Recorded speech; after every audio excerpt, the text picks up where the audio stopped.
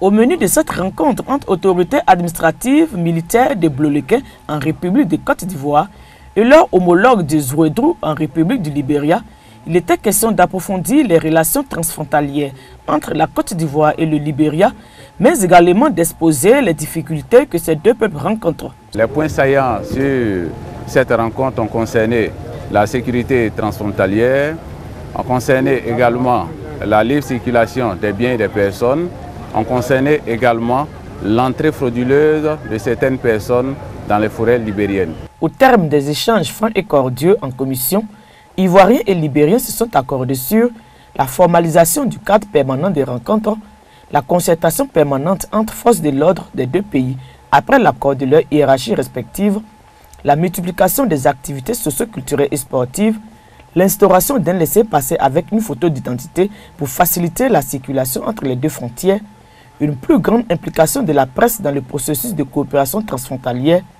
la gestion inclusive du foncier rural, enfin, le partage d'expériences en matière de prévention et de gestion des conflits.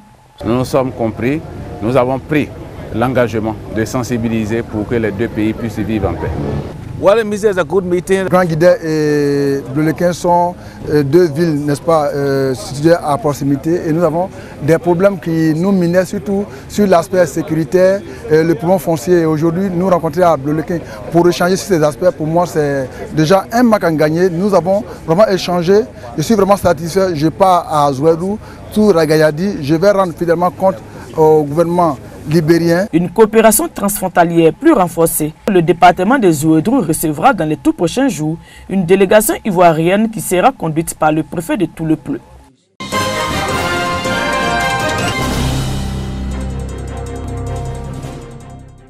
Selon le ministère de la Santé et de l'Hygiène publique, la méningite, maladie virale et bactérienne, a un taux de mortalité de 10%. La méningite constitue aujourd'hui un problème de santé publique. L'organisation non gouvernementale Oncle Bakan a décidé d'apporter sa contribution à la lutte contre la maladie. Une séance de vaccination gratuite a eu lieu à l'Institut national de l'hygiène publique de Bouaké. 200 personnes, dont 150 enfants, ont bénéficié de cette action. Nous sommes là pour mettre la joie dans le cœur des enfants. Et Bouaké a un vrai peuple qui est là, qui a plus de 100 à 250 enfants qu'on doit encadrer, qu'on doit soutenir. Avec cette période de pénurie d'eau, il va sans dire que les épidémies vont se développer. Alors qu'une ONG pense à ça et vient au secours de nos enfants, nous ne pouvons que leur rendre grâce. Les enfants heureux de recevoir la dose qui sauve de la terrible maladie. Je remercie l'ONG Claude Baka de nous avoir vaccinés contre la méningite, nous les enfants de Bouaké. L'ONG Claude Baka œuvre pour le bien-être des enfants. La méningite est une infection des enveloppes entourant les méninges. Elle se manifeste par les maux de tête accompagnés de fièvre. La toux et l'éternuement sont les maux de transmission. La vaccination reste ainsi le moyen le plus efficace de protection contre la méningite.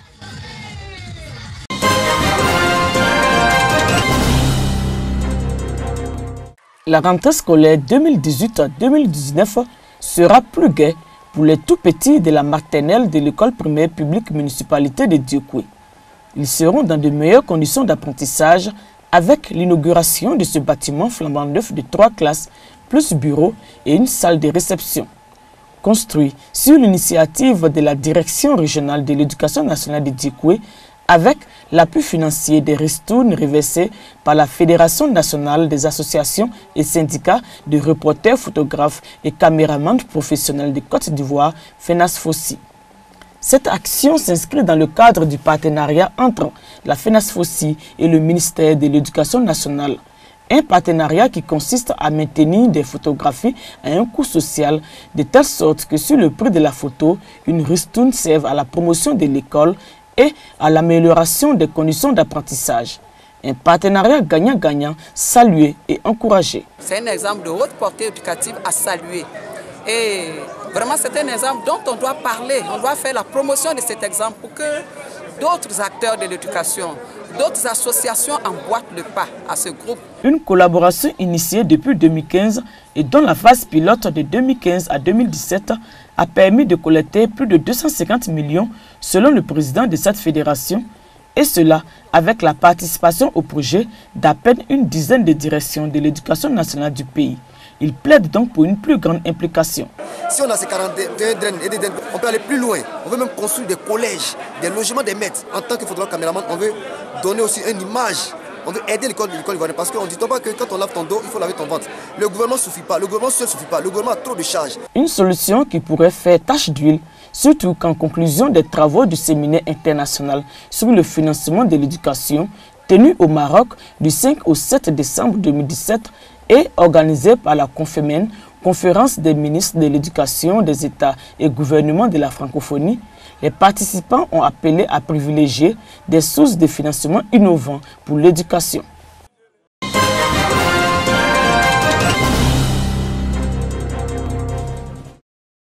Le taux de scolarisation de la petite fille connaît une hausse dans la sous-préfecture de Bouandougou, région du Béré. De 20% à l'ouverture du collège de Bouandougou en 2012, le taux de scolarisation de la petite fille oscille entre 40 et 50% aujourd'hui. Pour arriver à la parité filles et garçons, les responsables du collège moderne se sont engagés dans une politique de suivi des filles. Nous avons mis l'accent sur la scolarisation de la jeune fille en répondant aux objectifs du gouvernement. Nous sommes dans une région où la jeune fille est marginalisée et notre intervention vise à encourager la jeune fille. Nous les réunissons d'abord, les jeunes filles elles-mêmes, pour leur montrer leur capacité intellectuelle, pour qu'elles ne se négligent pas, elles ne soient pas dominées par les hommes. Une politique qui porte fruit. Cette année scolaire, les filles se sont illustrées de la plus belle des manières. Elles ont raflé les premières places dans toute la totalité des classes et des matières. Mon secret, c'est d'étudier. J'étudie chaque fois. Je vais dire à mes camarades filles de prendre leurs études au sérieux. Nos parents payent nos études. Alors, tout ce que nous on peut faire, c'est de leur fournir un meilleur résultat. Les différents intervenants ont encouragé cette initiative qui stimule cette émulation entre les apprenants. Le président Alassane Ouattara demande de scolariser les filles. Et en tout cas, ces choses faites à Bouandougou. Et nous allons beaucoup encourager cela. Occupant provisoirement les locaux d'une école primaire, le collège moderne de Bouandougou attend toujours sa construction. Son installation sur son site permettra aux élèves et personnels enseignants de travailler dans les meilleures conditions.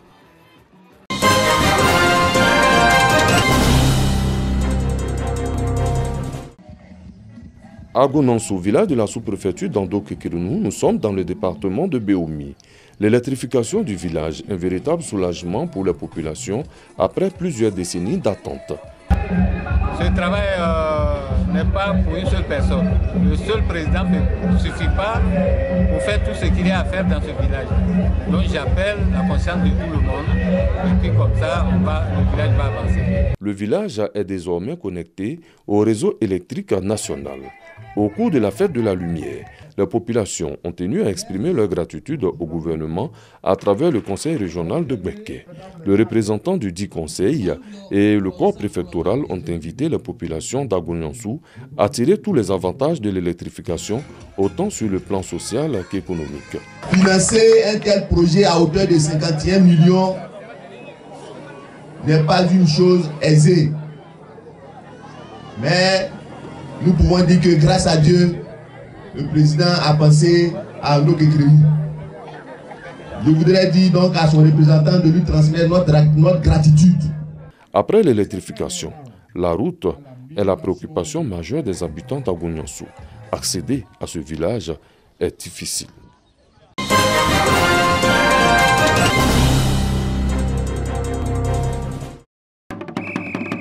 La ville de Dimbokro a abrité la 3e édition du ZI Festival, institution qui œuvre pour l'illustration et la défense des arts et la culture du peuple Agba. Peuple réparti dans les localités qui composent les départements de Bokanda, Kwasi-Kwasiko et Dimbokro, chef-lieu de la région du Nzi.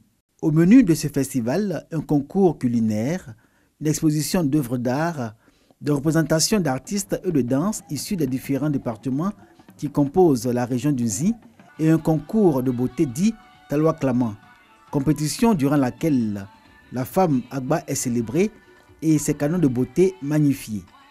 Pour cette édition 2018 du Nzi Festival, le commissariat général a fait découvrir aux populations les enjeux socio-économiques que recouvre la reconstitution du patrimoine culturel du peuple Agba.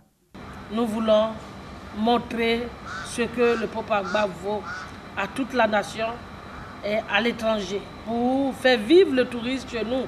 Il n'y a pas que à Dembokro que nous avons la préoccupation de reconstituer le patrimoine culturel. Parce que sans soutien, sans une véritable politique de développement touristique, on a beau identifier la chose culturelle, on a beau rénover, innover l'histoire, on ne pourra pas la valoriser. Or, c'est cela qu'il faut. Les organisateurs du Zi Festival ont obtenu la présence des élus et cadres des 3 départements qui forment la région du Zi lors des festivités. Avec eux, le commissaire général Alphonse Kofi veut croire en la reconstitution du patrimoine culturel Agba, un riche patrimoine qui se meurt, faute de promotion.